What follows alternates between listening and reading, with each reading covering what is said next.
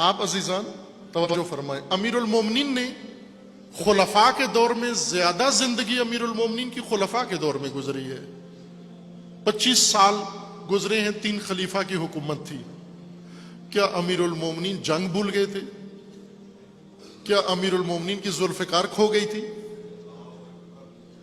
کیا امیر المومنین سے خدا نخواستہ شجاعت ختم ہو گئی تھی؟ کیا امیر المومنین، وہ امیر المومنین جو بعد میں 35 سال بعد جب جنگ لڑی صفین میں جا کر، تو لوگوں کو پھر ایک دفعہ خندق و احد و بدر کا میدان یاد آیا، جب علی بھرپور جوانی میں تھے، نوجوانی میں تھے، اس طرح سے جنگ لڑی۔ لیکن اس دوران جنگ صفین میں علی جنگجو نظر آتے ہیں، جنگ بدر میں علی جنگجو نظر آتے ہیں، جنگ احد میں علی جنگجو نظر آتے ہیں، جنگ خیبر میں علی جنگجو نظر آتے ہیں۔ لیکن 25 سال خلفاء کے دور میں ایسے لگتا ہے کہ اس ہستی کو جنگ آتی ہی نہیں ہے، ایسے لگتا ہے کہ سیاست بھی نہیں آتی۔ کیوں عزیزان؟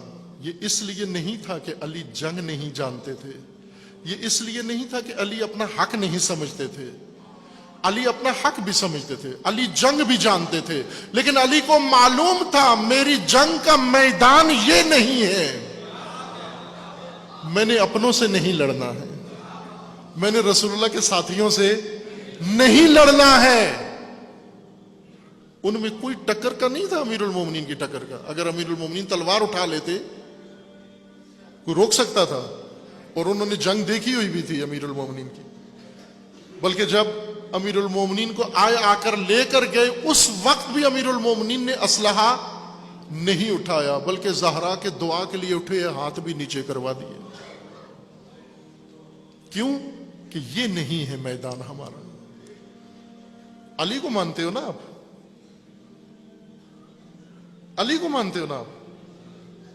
اگر خلفاء سے اختلاف کی بنیاد رکھ کر سب کچھ ختم کرنا ہوتا تو علی آغاز کر دیتے نا وہیں پر، علی آغاز کر دیتے وہاں پر۔ لیکن امیر المومنین نے یہ کام نہیں کیا، بلکہ جہاں خلفاء نے بلایا، ضرورت پڑی، وہاں پر حاضر ہو گئے۔ کس کو بچانے کے لیے؟ نہ اس شخصیت کو جو خلافت کے تخت پہ بیٹھا ہوا ہے، بلکہ میراث محمد کو بچانے کے لیے، اللہ کے دین کو بچانے کے لیے، قرآن کو بچانے کے لیے، امت کو بچانے کے لیے۔ یہ گمراہی ہے کہ مسلمانوں میں مسلکی دشمنی شروع کی جائے، شیعہ سنی کا دشمن، سنی شیعہ کا دشمن۔ یہ غلط ہے، یہ نہیں ہے، یہ شیعہ کی دشمنی بنتی ہی نہیں ہے، یہ نہیں بنتی۔ کیوں نہیں بنتی؟ اس لیے کہ علی اس دشمنی کو پسند نہیں کرتے، اور شیعہ علی کا پیروکار ہے۔ عزیزان، اگر خلفاء سے الجھنا ہوتا تو علی خود موجود تھے نا تینوں خلیفوں کے ساتھ، بلکہ تیسرے خلیفہ کے زیادہ علی علیہ السلام اور خلفاء میں مختلف قسم کا ماحول رہا ہے۔ پہلے خلیفہ امیر المومنین کا زیادہ بہت احترام کرتے تھے، دوسرے خلیفہ بھی احترام کرتے تھے، عموماً خیال رکھتے تھے، لحاظ کرتے تھے، لیکن تیسرے خلیفہ نہیں کرتے تھے۔ وہ احتیاط جو دوسرے پہلے 2 خلیفہ کرتے تھے، تیسرے خلیفہ نہیں کرتے تھے۔ اس کے باوجود جب تیسرے خلیفہ کا محاصرہ ہوا، بچانے کے لیے کون آیا؟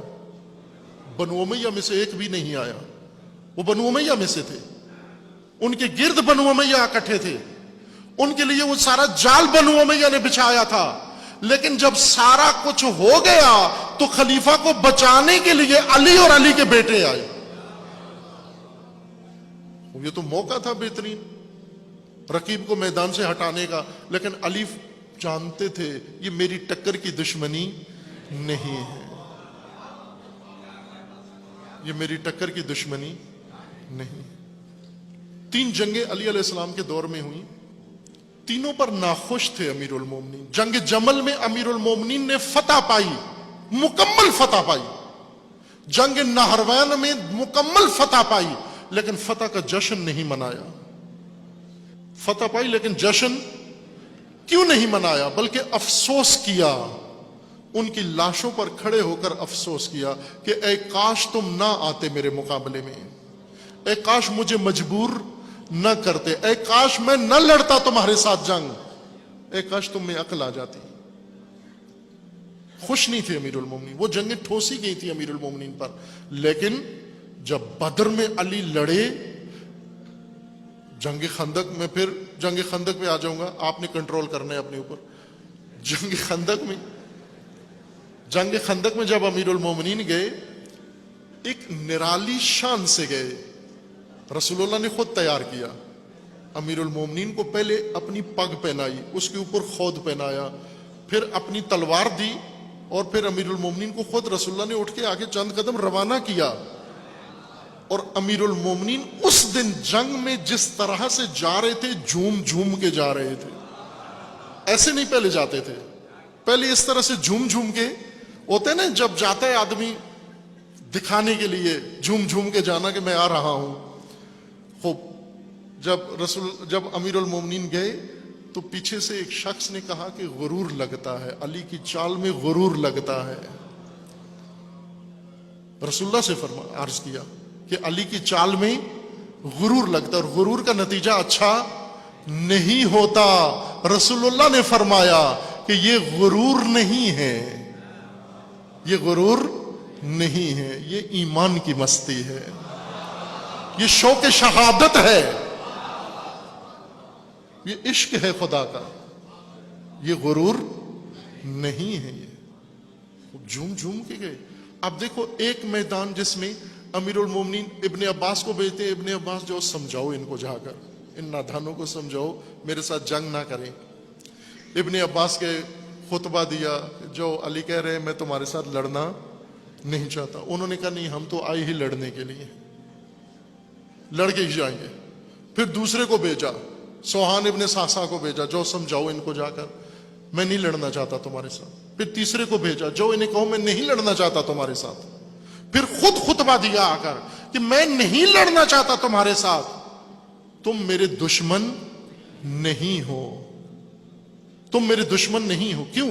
اس لیے کہ تم کلمہ پڑھتے ہو، اس لیے کہ تم میرے رسول کے پیروکار ہو، میرے مخالف ہو، تم حق پہ نہیں ہو، بات غلط ہے تمہاری، لیکن نسبت میرے رسول سے ہے تمہاری، چونکہ نسبت میرے رسول سے ہے اس لیے میں تم پہ ہاتھ اٹھانا۔ کبھی دیکھا ہے نا آپ نے، بڑا بھائی چھوٹا بھائی جب گستاخ ہو جاتا ہے، وہ کہتا ہے میرا دل تو کرتا ہے کہ تجھے ایک لگا دوں، لیکن تو ہے میرے باپ کا بیٹا، تو یادگار اس بوڑھے کی ہے، اگر اس سے منسوب نہ ہوتا میں تجھے مزہ چکھا دیتا۔ علی علیہ السلام یہی کہتے تھے انہیں، تم ہو بڑے گستاخ، تمیز ادب نہیں ہے تمہارے اندر، لیکن میں کچھ کر نہیں سکتا تمہارا، کیوں کہ تم میرے رسول سے منسوب ہو، تم اس ہستی سے منسوب ہو۔ عزیزان، دشمنی اگر علی کے پیروکار ہو تو علی سے سیکھو دشمنی۔ اس تھیلی سے باہر آ جاؤ، فرقہ واریت کی تھیلی سے باہر آ جاؤ۔ کوئی مسلک اسلامی مسلمان تشیع کی دشمنی کے لیے موضوع نہیں، نہ کرو دشمنی۔